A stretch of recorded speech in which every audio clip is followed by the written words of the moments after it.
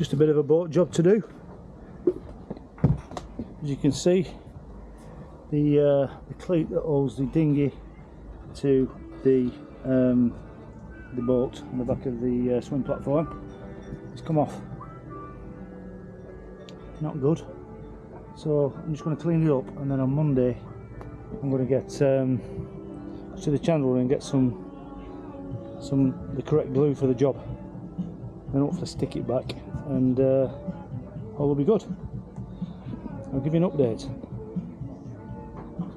I haven't got any solvent to do this, so I'm just going to try WD-40 and scrape it. What is it, glue? What are you doing? Just trying to get the glue off. What I didn't realise at this moment in time was that it was like banging my head against a wall. I had this to do. The other cleat had come loose on the other side, and I hadn't really got the right gear to do it. So I went to the chandlers, and they advised that I get it welded because they reckoned it had come off.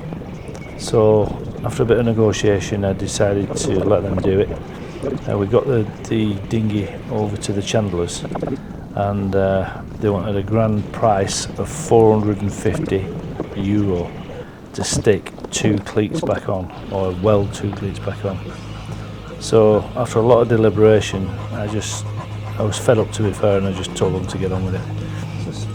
So there you go. So all this work was for nothing really, but we have had it done, and they've done a really good job, to be fair. And so they show for €450. Not too hard. You live and learn.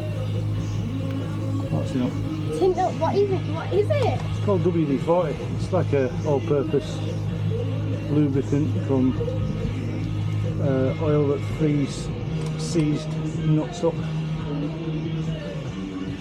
just thought it might help with this, but it'll be a long process. I'm just going to leave it for a bit and see if it's soaking.